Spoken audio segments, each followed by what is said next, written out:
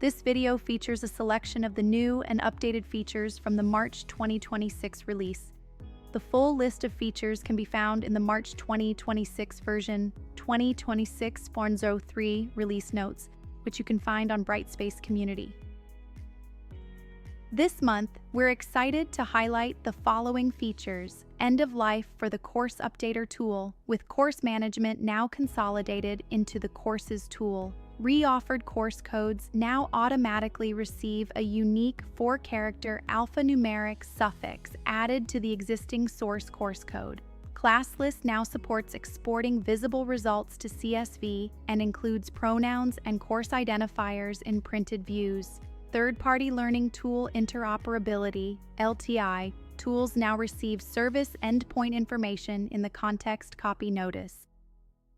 Anonymous marking now extends to supported third-party LTI tools when enabled. Administrators can now merge user accounts and transfer earned awards into a single profile. Before we finish, we'll briefly go over updates to other key features and share a few important announcements. Let's take a closer look at this month's highlighted features. The Course Updater tool has now reached end of life. Administrators must now use the Courses tool to manage bulk updates to course statuses and dates. This change streamlines course management into a single modern workflow. Previously, bulk changes, like activating or deactivating courses or adjusting start and end dates, were completed in the Course Updater tool. As of this release, all of that functionality lives in one place. To make updates, navigate to Admin Tools, Courses. Select Edit Status to update active or inactive states, or choose Edit Dates to adjust course start and end dates in bulk. The Course Updater tool is removed for all clients, and all Course Updater tool permissions and configuration variables are no longer required or available. To use the Courses tool for bulk updates, ensure administrators have the required Manage Courses permissions and that the appropriate courses configuration variables are enabled. Reoffered courses now automatically receive a distinct course code, making them easier to search, filter, and differentiate. When an administrator manually or automatically reoffers a course, Brightspace adds a random 4-character alphanumeric suffix to the source course code. For example, Security Training becomes Security Training 1A2B. The original code still connects the course to its source.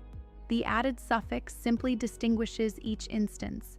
Previously, reoffered courses shared the same code, and administrators had to update them manually to avoid confusion. This feature is available to all clients. To use this functionality, ensure administrators have the Manage Courses Reoffer Courses permission. No configuration variables are required.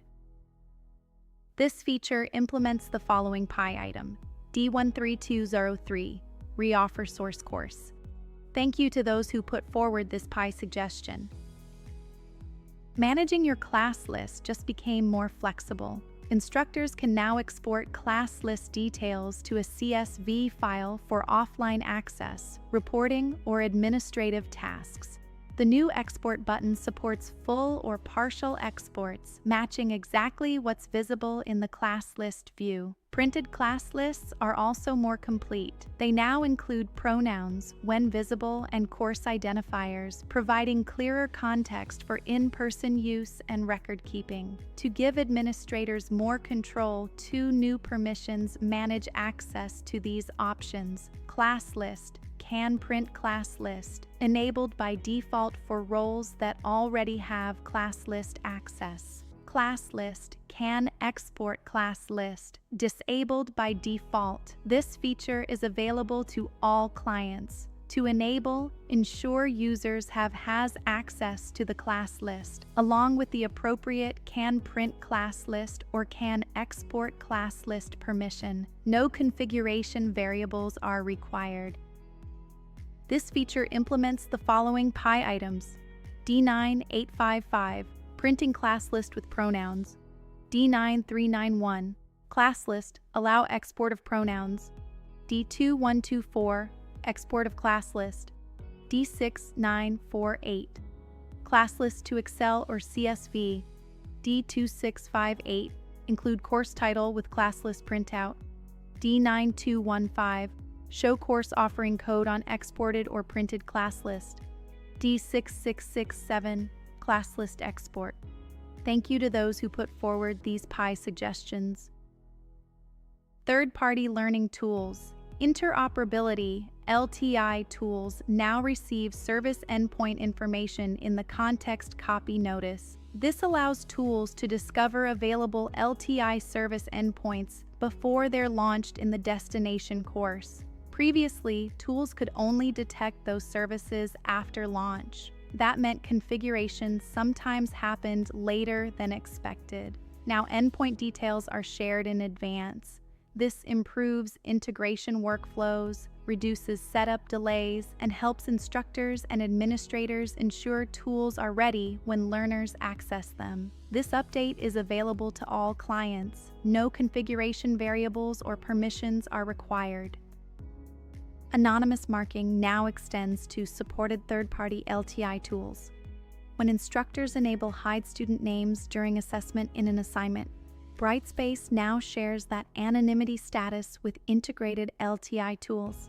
This allows supported tools to automatically hide personally identifiable learner information, keeping evaluation workflows aligned with institutional privacy policies. Previously, third-party tools could not detect anonymity settings.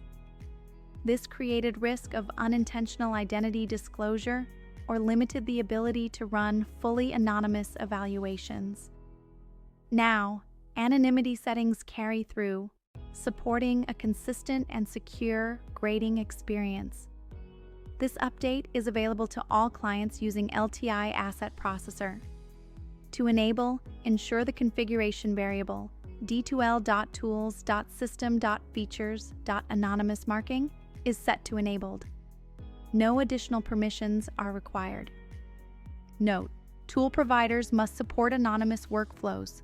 Contact your provider for compatibility details. Administrators can now merge two user accounts and transfer earned awards into a single, consolidated profile. When accounts are merged, the destination user inherits all earned awards from the source user, including active and expired awards, along with award metadata such as issuer, criteria, evidence, issue date, and expiry date. This ensures transcripts remain accurate and achievements are preserved.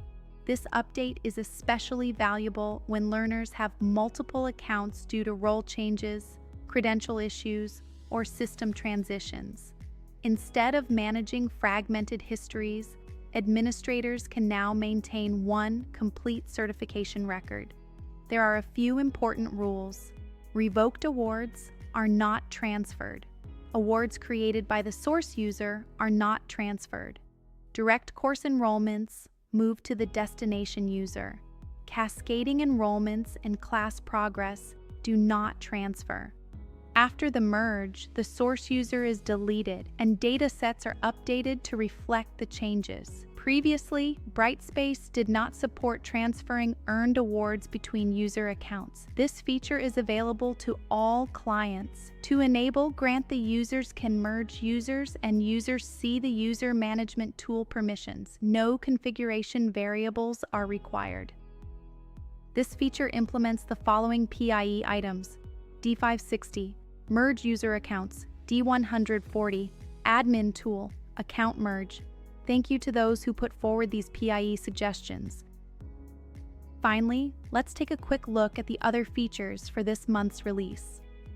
As of this release, when managing courses and data in Brightspace, updated terminology replaces delete with archive in the courses tool, and related manage courses role permissions replaces archive with export in data purge and associated configuration variable browser descriptions, and renames move to recycle bin to archive and recycle bin to view archive in the org unit editor, aligning labels with how data is actually stored, and reducing confusion for administrators and instructors.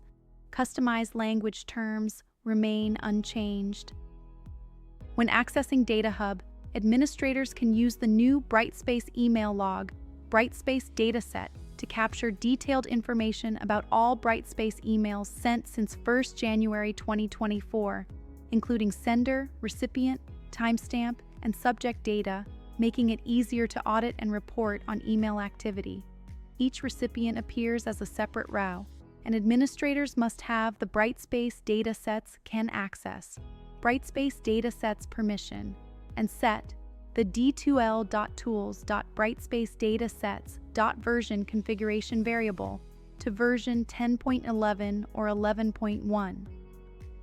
When accessing the Intelligent Agent Objects Brightspace dataset, administrators now see accurate schedule details for hourly and one-time run agents, including new schedule type values of one-time run and hourly, a populated start date for one-time runs, and a null end date for one-time runs, improving reporting accuracy and clarity around agent timing. Administrators must have the Brightspace datasets can access Brightspace datasets permission and set the D2L.tools.brightspace-datasets.version configuration variable to version 10.11 or 11.1.